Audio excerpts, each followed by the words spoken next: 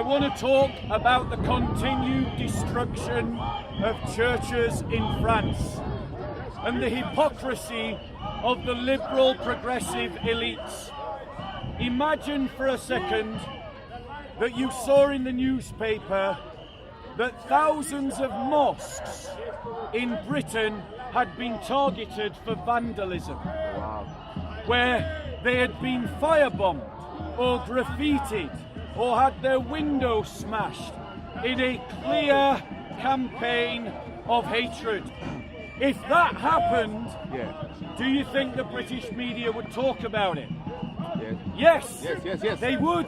All the time. And there would be lectures going on about the need to protect the Muslim community from harassment. So why is the Chancellor of Germany, the President of France, and the Prime Minister of the United Kingdom silent about the systematic targeting of churches in France?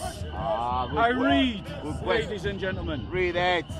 The leading curator of New York's Metropolitan Museum of Art, Keith Christiansen, was criticised for posting on Instagram a painting of Alexandre Lenoir's saving France's monument from the ravages of the French Revolution. Christiansen wrote, Alexandre Lenoir, battling the revolutionary zealots bent on destroying the royal tombs in St. Denis Church. How many great works of art have been lost to the desire to rid ourselves of a past of which we don't approve. And how grateful we are to people like Lenoir who realise their value, both artistical and historical, extended beyond a defining monument of social and political upheaval and change. Christiansen was criticising the current removal and desecration of historical monuments. He could not have known that a few weeks later another French cathedral would be vandalised and an ancient organ which had survived Lenoir's revolutionary zealots destroyed by a blaze. The fire at the Cathedral of St. Peter and St. Paul of Nantes is believed to have been started deliberately. It was only a year ago that a massive blaze nearly totally gutted the Cathedral of Notre Dame de Paris. After that, the historic church of St. Sulpice in Paris caught fire, as well as the Basilica of St. Denis.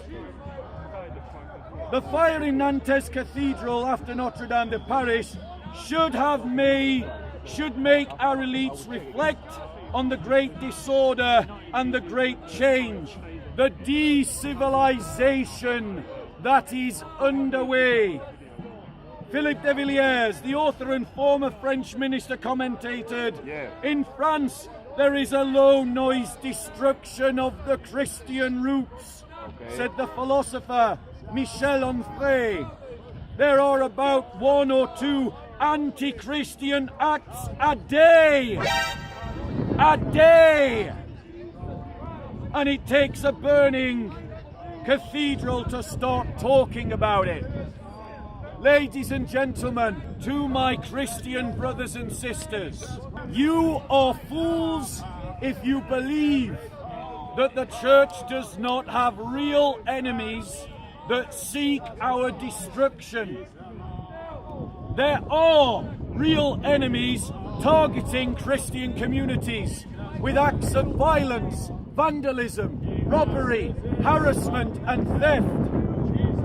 And the state is doing nothing.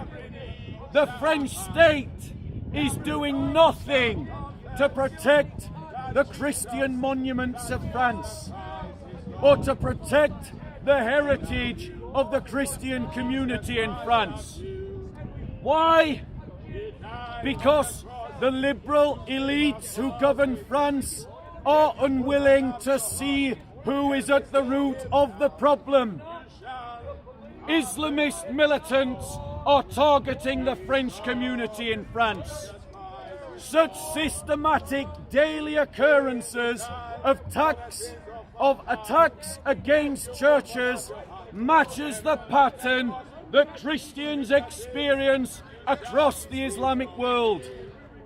And France has a high proportion of radicalized Muslims because its secular ideology puts blindfolds over the eyes of the authorities, and they cannot see an ideological problem that they must face. And Christians are suffering because of it. Brothers and sisters, as we have seen in this park, the state and its thugs do not protect Christians when they are harassed in this park. Nothing. They don't do anything to help Christians. Nothing at all, Lord. So what must we Christians do? Tela Boxila. He's right. What did he say?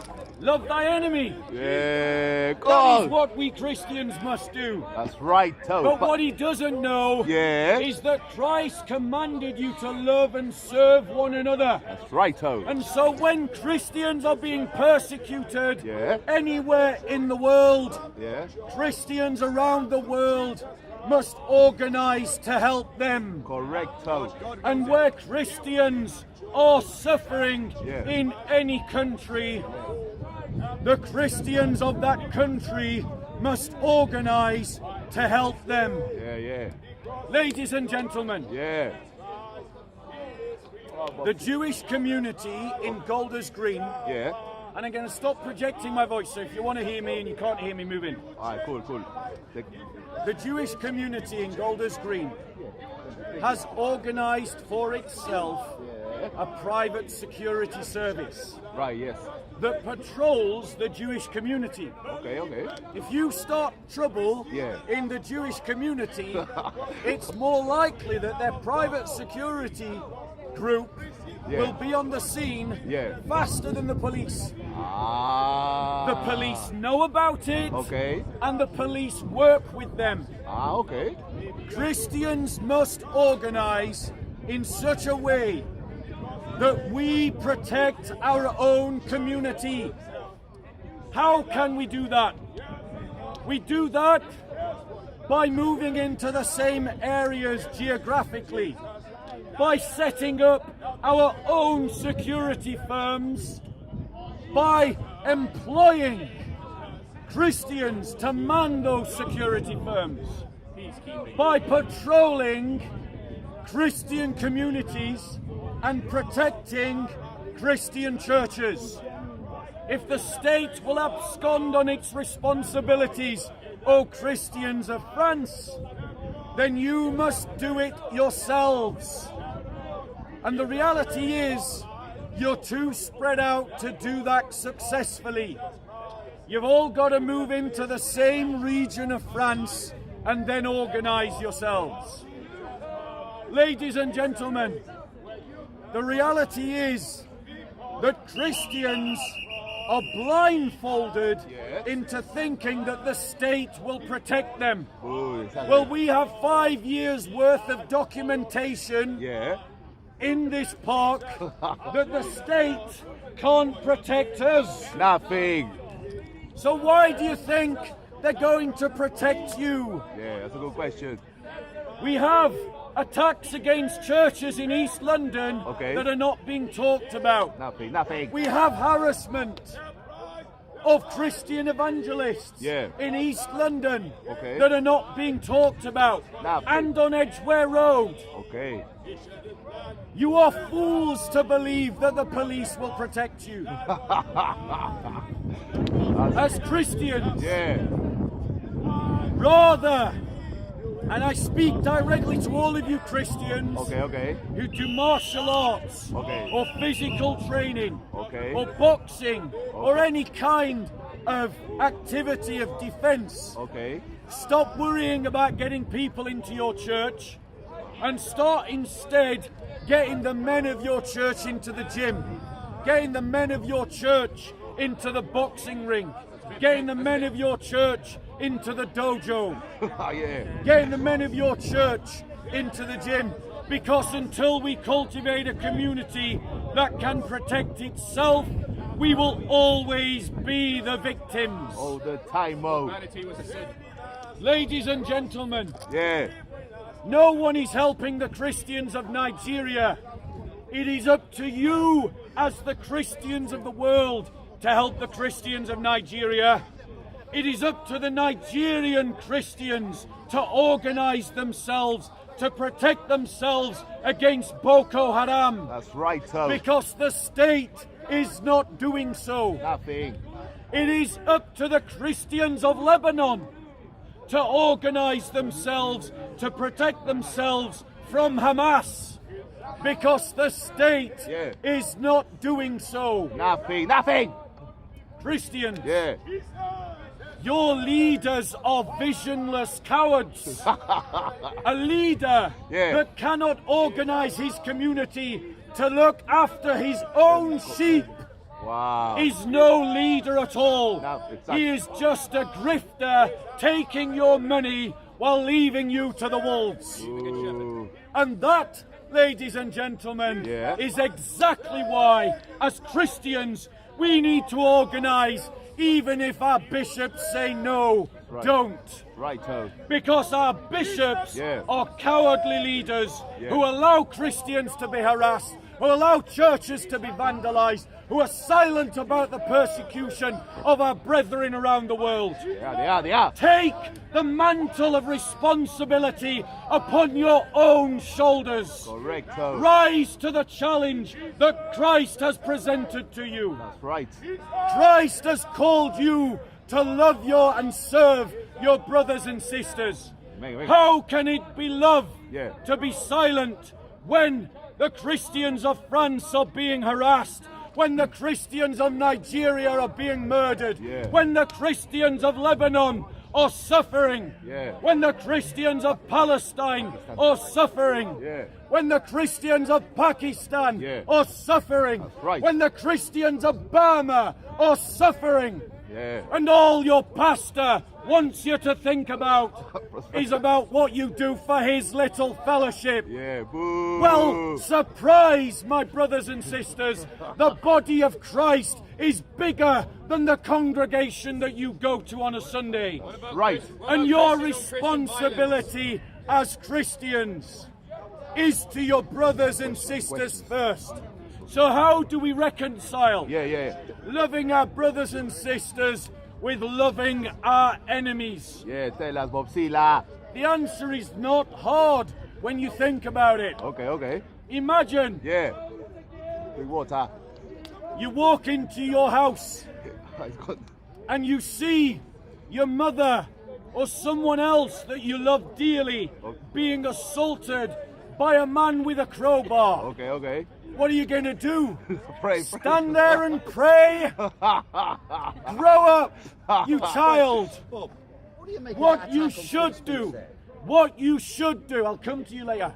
What you should do Tell us. is you should defend the one that you love and disempower the one that is attacking them. Okay. And then, when they are no longer a threat, because you've knocked them unconscious, then you love them by making sure that they don't choke on their own tongue, by calling the ambulance for them, by covering them up with a blanket. That's how you reconcile loving your brothers and sisters with loving your enemies. Okay. There must be a response to the burning of churches in France. And I say to you, French Christians, if it won't come from the Republic, let it come from the church. Right, Toe. Any questions, ladies and gentlemen? Any questions?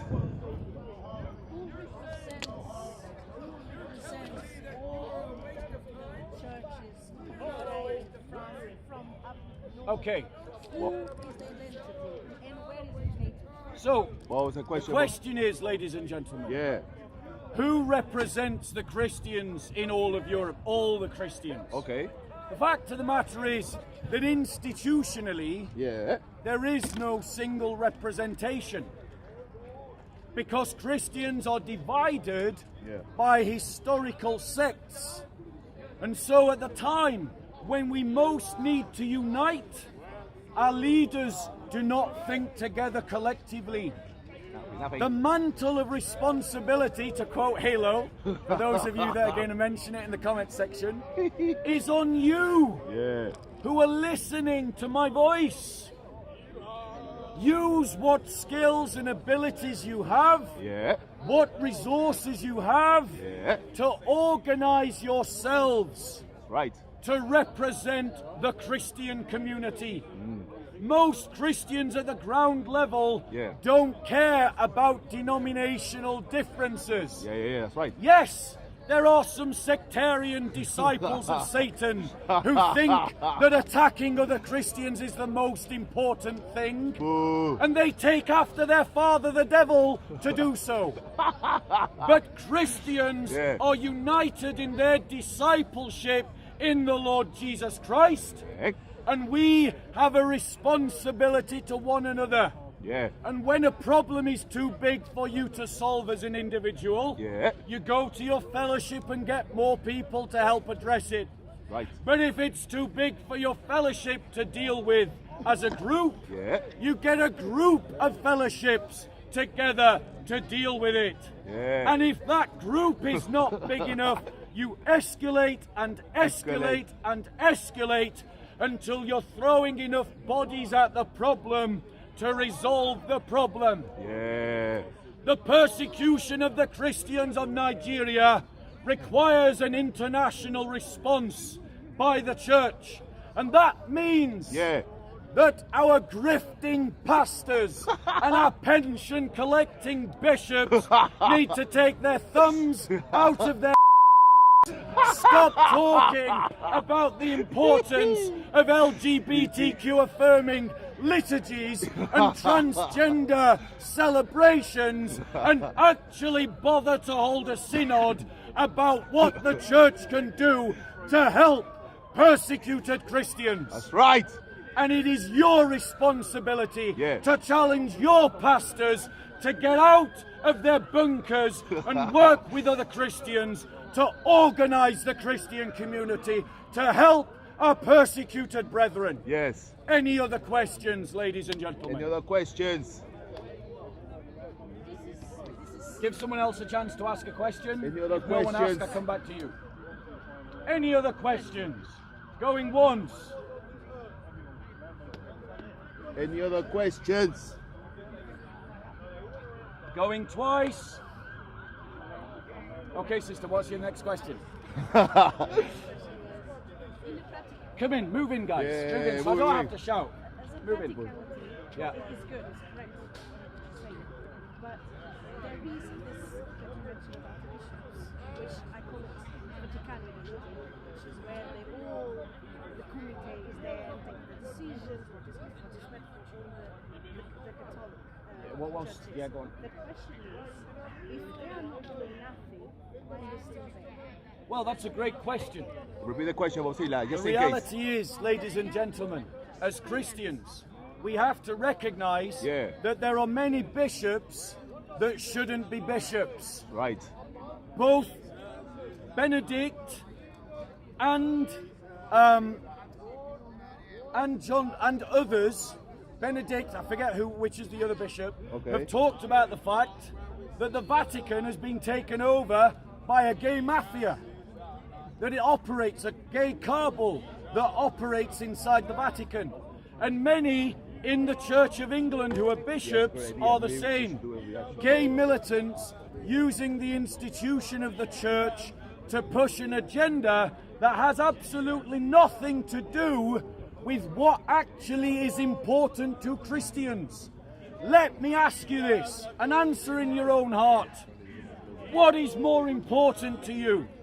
Creating a liturgy that celebrates someone changing gender, or organising to stop the murder Yeah. of 10,000 Christians in Nigeria? Yes, yes, yes.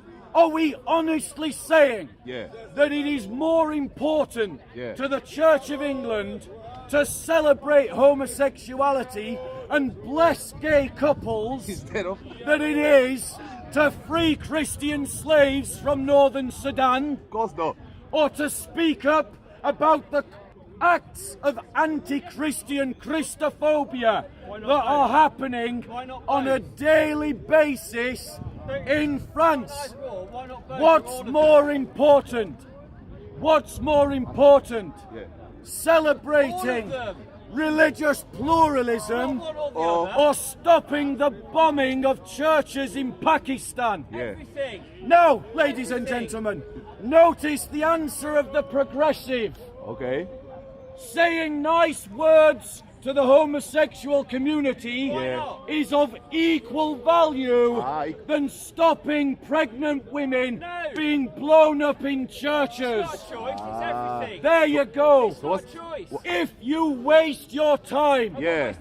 on this progressive agenda, Okay. you abandon your brothers and sisters who are giving their blood for Christ. All brothers and brothers, or sisters and sisters. Whose brothers and brothers? Yeah. Whose Brothers, sisters my and sisters, sisters? everyone. So when did Humanity. you speak up for the Christians of Pakistan? Tell us. So you're now asking about No, this. answer my question. When did you speak up for the Christians of Pakistan? Tell us. Anyway, In other words, he hasn't ever spoke up for the Christians of Pakistan. Nothing. But he wants you to speak up for the gay community. No, Okay. don't go along with your bishops. Push them to speak up for persecuted Christians around the world. That must be their priority. What's your question? What's your question? Any other questions, ladies and gentlemen? Another you question. asked the question yet. It's not a simple binary choice. You interrupted her question. That's why I didn't answer your question. Learn some manners. How convenient. Now what is your question? Yeah, go. It's not a binary choice. It's everything. What's your question? What's your question? My question is, how do you make your choice between speaking up for the right against gay people that Christians persecute, and then people in other countries are also being persecuted? It's not an either or. Right, let me answer that question. Yeah. That's a fair question. That's a fair question. That's a fair He asked a question. fair question. That's a fair question. So let's hear the answer. Go on, Bob Sila. How do I make the choice? Yeah, tell us. Simple. Alright. Simple. If a fire is burning Yeah. and you only have the time to save one child Okay. and you can't save both, Okay. do you save your own child or the stranger's child? Your own child. You save your own child. Yeah. Now that is a moral choice, ladies and gentlemen, Yeah. that we genuinely face. Why? Why? Because Christians are being butchered now, today, in Nigeria. Okay. They're being bombed in Pakistan. There are anti-Christian pogroms in Egypt, All the time. ladies and gentlemen. Yeah. And what are our bishops doing? Nothing. They are valuing as more important Yeah. than the blood of the martyrs saying nice words to gay militants. Wow. The Archbishop of Canterbury Yeah. has spent more time trying to placate homosexual militants, Yeah. political militants, than he has speaking up for persecuted Christians. Any other questions, ladies and gentlemen? Any other No, questions? sorry. Let me just finish that answer. Alright. The Bible teaches Yeah. that we are a family, Yeah. that we are a body of believers, Right. and that when one part of the body suffers, Yeah. we all suffer. Yeah. So that Pakistani family Yeah. that is being harassed is your concern. right. That Nigerian family that's been forced from their homes Yeah. is your concern. That's right. And as you've seen, Yeah. the gay militants don't speak up for them. So you must, because no one else will. Okay, ladies and gentlemen, don't feed the troll. Don't feed the troll. He'll feed on your energy. Don't give him energy. All right. Any other questions, ladies and gentlemen? Any other questions? Yeah, wait. So is the question about gay Christians deserving rights? Sorry, what's the question? Let's speak about gay Christians. Okay, let's speak. She asked, Yeah. why can't we speak about gay Christians? Yes. We do, all the time. So, ladies and gentlemen, let's be clear. Now, notice the trolls, don't feed the trolls. Notice they ask a question. Right, guys, I'm going to move this way. If you want to listen to their conversation, stay here. Answer. I'm going to move this way. Answer. Bob, no, say I'll answer the question. You've lost the argument. No. What about gay people? If you want to listen to the answer to the Right. question. I'm listening. Tell me about your So, support for gay ladies and Christians. gentlemen. Yeah. So what do we do about gay Christians? Support them. Let's talk about that. Yeah. Finally. So the question is, and firstly, notice how the gay militant activist forces their question to the top of the agenda. Gay militant activists. Christians, learn from this. Being noisy about the persecuted church forces it to the top of the agenda. All right. Learn political science. So let's talk about the question about gay Christians. Can you pause it for me? Yeah, we'll pause while we change the battery. All right. Have a good Ramadan. We'll talk about... If you're Muslim, if you come to me, I slap him because you know you fasting. They do behind the camera. Right. Yeah, he's right. Fake fasting in Ramadan. We know all about it. It's not 30 days of fasting. Okay. It's 30 days of feasting. They have a big breakfast and a big supper, and they just go without lunch. And then they have the audacity to try and lecture Christians about fasting. What a joke. So in answer to the question, ladies and gentlemen. Now notice, the gay militant asked a question, didn't even bother to listen to the answer. So the answer to the question, What's the answer? homosexual Christians have to be disciples of Christ. And as Christians, we relate to our sexuality through our faith. We don't relate to our faith through our sexuality. All right. So gay Christians must abstain from sexual acts. That's it. And we as Christians must support them in doing so. That means that we must affirm the celibate life as something to be celebrated, as something that is noble and true and honourable and decent. And where, because they cannot have erotic love, we must provide them the other kinds of love that satiate the soul. The love of friendship, the love of family, the love of neighbourliness and community. That is how Christians deal with homosexuals. What we must not do is allow them to hijack the church and to make the church an institution of their own political ideology. Right. And that is what has happened. A political cult has taken over branches of the body of Christ, and that political cult must be expunged, and that can only be done by an inquisition, an ecclesiastical court that examines the doctrines and casts them out of the church. Any other questions, ladies and gentlemen? You say that the Christian church has been corrupted and it's been usurped and Christians have been persecuted. Don't you think it's very similar to the Roman Empire when pagans used to be the majority and then this new sect called Christianity took over in very similar ways that's happening today? Did you all hear the question? You need to move in if you can't hear. Move in. So, ladies and gentlemen, What's the question, Bob? the answer to the question was essentially what is happening to the Christian church is what the Christian church did to the Roman pagan empire. Well, ladies and gentlemen, there's some truth to that. As one epoch ends, it thins out. as another epoch begins, it thickens out.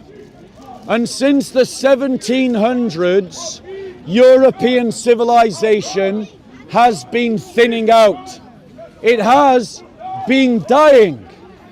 And it has been dying because our leaders have fallen into idolatry. The idolatry of nationalism. The idolatry of national identity. And so as the state moved further and further away from Christianity, many Christians went along with the state because they thought of themselves as being British or Americans. We Christians must separate ourselves from all national and ethnic identities, and we must root ourselves solely and firmly in our religious identity as Christians. And only when we do that exercise will we be able to differentiate where liberal modernity begins and Christianity stops. And only when we assert, ladies and gentlemen, our Christian identity politically, economically, culturally, socially, will we be able to re-establish Christendom. And make no mistake about it, it should be our ambition to establish Christendom across Africa, across Latin America, across the North Americas, Central America, Europe, Eurasia, and the Middle East, and Australasia. Only when we have this kind of ambition will we have the ideological resources to resist liberalisation and the progressive agenda. Which church? The Catholic Any Church? other questions? The Catholic Church or the Orthodox Church or the Protestant Any other Church? questions? Let someone else ask a question first. Questions. Any other questions?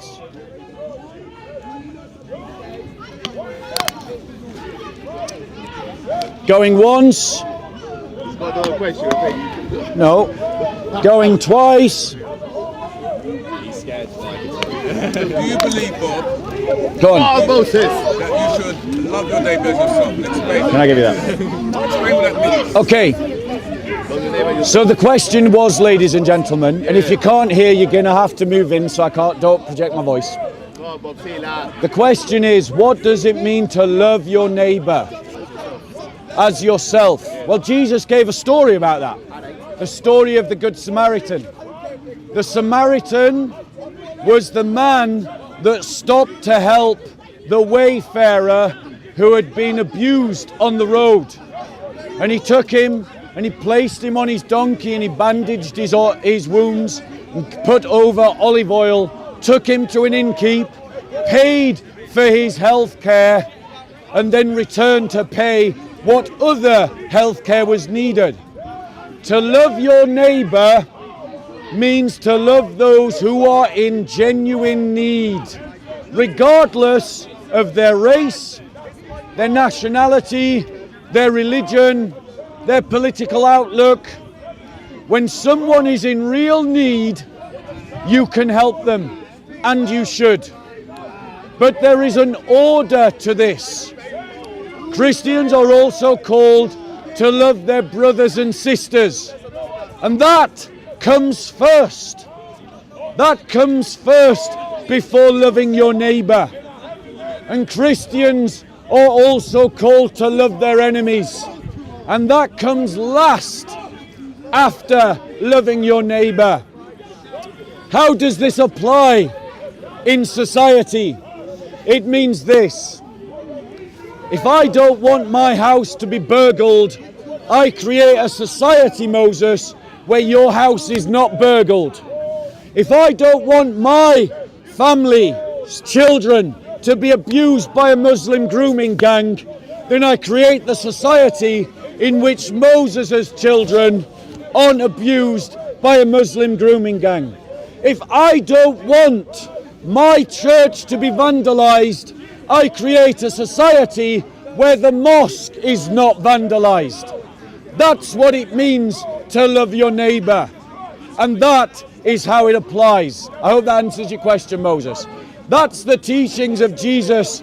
You can see the truth of it, bro. I hope you accept it soon. I'll take one more question.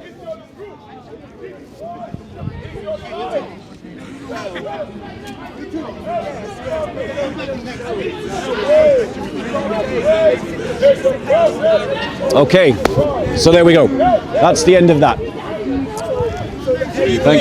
No, we're done, Moses. We're done, Moses. Come and talk to me. Come and talk. Come, Moses. Come. You don't want to do it in front of the camera. All right. I'm going to do another talk over there. If you want to listen to my talk, come over there. If you want to listen to him, stay here.